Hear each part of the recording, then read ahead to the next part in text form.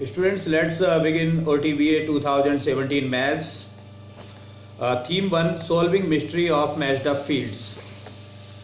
बच्चों, ये solving mystery of matched up fields क्या है कि हमने कुछ जो खेत हैं, कुछ फील्ड्स हैं, इनकी मिस्ट्री को सॉल्व करना है। और इसमें क्या है स्टूडेंट्स के, हमें डिफरेंस करना है क्वाड्रिलेटरल के बारे में और इसकी जो प्रॉपर्टीज़ हैं, साइड्स हैं, एंगल्स हैं। तो क्वाड्रिलेटरल के बारे में हमें और भी जानना है।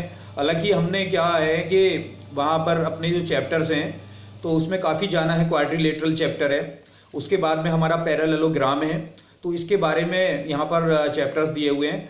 और दूसरी बात ये है कि भाई क्वाड्रिलेटरल का डिफरेंस करना है उनकी प्रॉपर्टीज़ के बेस पर, उनके डायगोनल्स के बेस पर, कि भाई उनके डायगोनल्स के बेस पर कैसे क्वाड्रिलेटरल को हम डिफरेंशिएट कर सकते हैं। और एक बात और है कि हमें आइडेंटिफाई करना है कि क्वाड्रिलेटरल और उसकी जो प्रॉपर्टी होती हैं वो कैसे यहाँ पर रखी जाती हैं और इसकी जो प्रॉपर्टीज़ हैं वो कैसे अप्लाई करी जाती हैं। अब क्या है, क्वाड्रिलेटरल्स और ट्रायंगल्स में हम रियल लाइफ में देखते हैं कि इनके बारे में काफ़ी सिचुएशंस होती है। तो यहाँ पर क्वाड्रिलेटरल के बारे में डिफरेंट टाइप ऑफ क्वाड्रिलेटरल हैं, जैसे काइट है, ट्रेपेजियम है, रोम्बस है, पैरेललोग्राम है। तो इनके बारे में यहाँ पर स्टडी की हुई है बच्चों। और अब इसमें थ्योरेटिकल क्वेश्चन भी हैं और हमें लर्निंग क्वेश्चन भी हैं जो कि लैंग्वेज बेसिस होंगे, बिल्कुल लैंग्वेज बेसिस की तरह हैं हाफ पेपर तो इसका। तो इसकी डिटेल्ड स्टडी हमारे लिए ज़रूरी है, अभी से हम स्टडी करते चलेंगे तो इसमें भी हम अच्छे नंबर लाएंगे, अच्छे मार्क्स लाएंगे।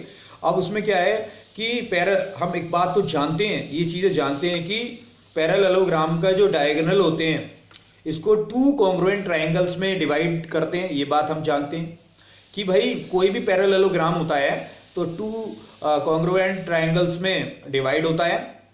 और दूसरी बात यह है कि इसकी अपोजिट साइड्स इक्वल होती है। And the converse of the statement is also true. और इसमें क्या होता है कि ऑपोजिट साइड्स आर इक्वल होती है। एक पैरेललोग्राम में ऑपोजिट साइड्स इक्वल होती हैं। अगर ऑपोजिट साइड्स इक्वल हैं तो क्वाड्रिलेटरल एक पैरेललोग्राम है। और पैरेललोग्राम में ऑपोजिट साइड्स इक्वल के अलावा the converse of the statement is also true. इसका स्टेटमेंट का जो कन्वर्जन है वो भी ट्रू होता है।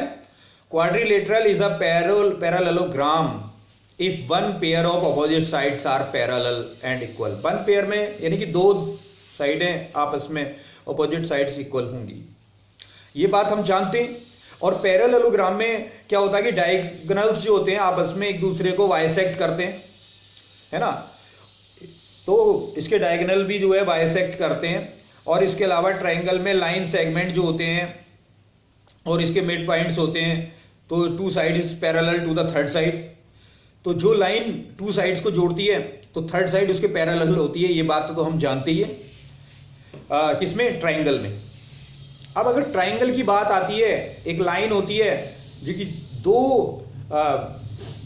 लाइन से, दो साइड से अगर जुड़ती है एक लाइन तो वो थर्ड साइड के पैरेलल होगी, ये बात हम जानते हैं अच्छी तरह से। अब आगे इसमें क्या है कि रोशनी का एक खेत है और आसाम में उसका खेत है। अब ये समर वेकेशन बिताने के लिए आसाम में गई हुई है रोशनी। और उसमें क्या है कि वो अपने ग्रैंडफादर से वहाँ पर पूछती है कि भाई अपना खेत दिखाइए। तो वो फील्ड्स अपनी दिखाते हैं ग्रैंडफादर।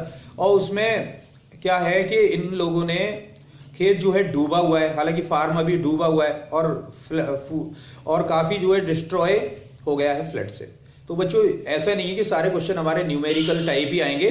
न्यूमेरिकल टाइप से अलावा कुछ क्वेश्चन जो है हमारे लैंग्वेज बेसिस भी हो सकते हैं, लिटरेरी बेसिस भी इसमें हो सकते हैं। तो हमें पैराग्राफ की कितनी जानकारी है, पैराग्राफ को हम अच्छी तरह से रीड करके अंडरस्टैंड कर लेते हैं। ये नहीं, ये जो OTBA है तो ये इसी बात का ही एक टेस्ट है। अब तो इन्होंने क्या किया है कि अपना जो खेत है तो 12 लोगों में को दे रखा है और 12 लोगों के अलग अलग क्या हैं, इनका जो है तो वो अलग अलग तरीके से इनके खेतों की शेप है। इनके खेतों की जो फॉर्मेशन है 12 किसानों की, 12 फार्मर्स की, वो अलग अलग है। अब इसमें क्या है कि यहाँ पर टेबल नंबर 1 दी गई है और खेतों की डिस्क्रिप्शंस बता रहे हैं। This is the table number 1, यहाँ पर इनके खेतों की डिस्क्रिप्शंस है। अब इसमें क्या है कि कृष्णा है, कृष्णा ये कह रहे हैं कि my form was the corner 1 और one side was parallel to the boundary. तो इन्होंने ज्योमेट्रिकल तरीके से अपने खेत का डिस्क्रिप्शन किया है। इसका मतलब ये है कि भाई कृष्णा का जो खेत है वो ट्रेपीजियम है, ट्रेपीजियम है। खेत नंबर 1 है कृष्णा का, कॉर्नर का खेत है, कॉर्नर 1 है, उन्होंने कहा कि कॉर्नर 1 है और ये ट्रेपीजियम है। आप मैं दूसरी पिक्चर दिखा रहा हूं कि इनके 12 किसानों की जो शेप है वो इस तरह से है। ये आप देख रहे हैं इस पिक्चर में 12 फार्मर्स हैं और अलग अलग इनकी शेप्स हैं। अब क्या है बच्चों कि यहाँ पे जो रोशनी ने ये पाया कि कृष्णा की खेत है ट्रेपीजियम और डोरजी का क्या है स्क्वायर और रोम्बस। नंबर 2 का जो है खेत है डोरजी का फील्ड है और स्क्वायर या रोम्बस है, रोम्बस है। और डोंडुप का है रोम्बस और काइट। नंबर 3 पर डोंडुप का फील्ड है। रहमान का है एनी क्वाड्रिलेटरल। अब रहमान की फील्ड कैसी है, रहमान का खेत कैसा है, क्वाड्रिलेटरल है। कोई भी क्वाड्रिलेटरल है जिसमें 4 साइड्स होती हैं, जिसमें 4 साइड्स होती हैं। ऐसे ही जीवन का क्वाड्रिलेटरल है, ओमकार का ट्राइंगल है, उथप्पा का पैरालेलोग्राम है और यूसुफ का जो खेत है वो है स्क्वायर। स्क्वायर आप जानते ही हैं जिसकी 4 साइड इक्वल होती हैं, 4 साइड्स इक्वल होती हैं। नेकचंद का जो नंबर 9 पर खेत है वो स्क्वायर और रेक्टेंगल है और राम का जो फील्ड है वो रेक्टेंगल साइड है और डेविड का 12वें नंबर पर 12 नंबर पर है, रेक्टेंगल है। इसके अलावा क्या है कि भाई रोशनी ये ज्योमेट्रिकल डिस्क्रिप्शन यहाँ पर देख रही है। अब क्या है कि यहाँ पे बच्चों मिड पॉइंट थ्योरम का भी काफ़ी रोल है कि मिड पॉइंट थ्योरम भी इसमें आएगी। अब यहाँ पर सिंपल क्वेश्चंस क्या हैं कि read the statement of Omkar and write the relation between the lines joining the midpoint of 2 sides with the third side of the triangle. अब state the theorem to justify your answer. Why are the areas of the 2 fields in the ratio 1:3 exactly? अब क्या है कि यहाँ पे marking scheme है, आप इसे देखिए।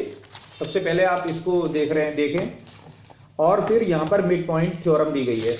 मिड पॉइंट थ्योरम ये दी गई है बच्चों, this is the mid point theorem. तो हम अभी से ही क्वाड्रिलेटरल, पैरेललोग्राम और मिड पॉइंट थ्योरम के बारे में अभी से ही स्टडी करें तो हमारा ये OTBA बहुत ही शानदार जाएगा, इसमें कोई शक नहीं है। अब क्या है कि मिड पॉइंट थ्योरम इसमें क्या है, द लाइन, फर्स्ट का आंसर ये है कि the line joining the mid points of 2 sides of a triangle is parallel to the third side.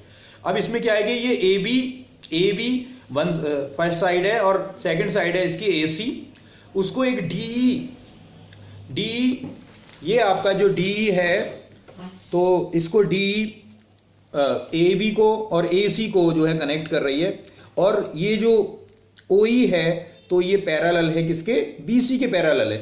तो ये बात जो है हमने क्वेश्चन नंबर फर्स्ट का यहाँ पर हम आंसर दे रहे हैं, ये हमारी मार्किंग स्कीम है। और अगला हमारा नेक्स्ट क्वेश्चन है कि भाई Dondup's statement Roshni concluded that the farm might be a rhombus or a kite in shape. Do you agree with the opinion? Justify.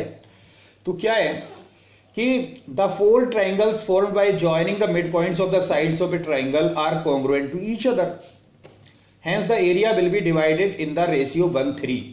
तो 1:3 के रेशियो में ये बटा हुआ है। मिड पॉइंट थ्योरम जो है 1:3 के रेशियो में बटी हुई होती है कि भाई DEF जो है 1 है और ABC क्या है 3 है। तो इस तरीके से 1:3 के रेशियो में ये बढ़ी हुई है बच्चों, डिस्ट्रीब्यूट है।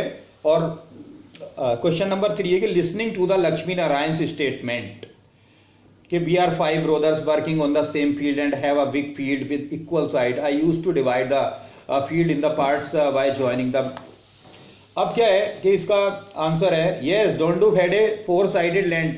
Dondup की जो आप लैंड देखेंगे वो 4-sided लैंड है और which was the shape of a quadrilateral, और उसकी शेप क्या है भाई बच्चों, क्वाड्रिलेटरल में उसकी शेप है, 4 साइड का की उसकी लैंड है। और mathematically we can write the statement as follows. अब इस मैथमेटिकली हम इसके स्टेटमेंट को भी लिख सकते हैं कि भाई if the diagonals of a quadrilateral are at right angles, अगर किसी भी क्वाड्रिलेटरल के डायगोनल्स राइट एंगल पर हों, 90 डिग्री का एंगल्स बनाते हों, तो one of them bisecting the other, तो एक जो है दूसरे को भी बाइसेक्ट करेगा, but not equal in length, then it is a rhombus और काइट। रोम्बस और काइट की अगर शेप होती है तो ये इक्वल नहीं होते हैं। दूसरी बात है all sides are equal and diagonals bisect each other at right angles. तो क्वाड्रिलेटरल में ऑल साइड्स, अगर ऑल साइड्स, एक कंडीशन ये भी कि ऑल साइड्स आर इक्वल, कि सारी साइडें इक्वल होती हैं और डायगोनल्स एक दूसरे को राइट एंगल पर बाइसेक्ट करते हैं। और थर्ड का जो आंसर है कि थर्ड यहां पर दिया हुआ है कि we are 5 brother and the lengths of ropes required to join the mid points of the adjacent side were equal. तो इसमें क्या है कि इसका आंसर है रेक्टेंगल, और the field is a rhombus.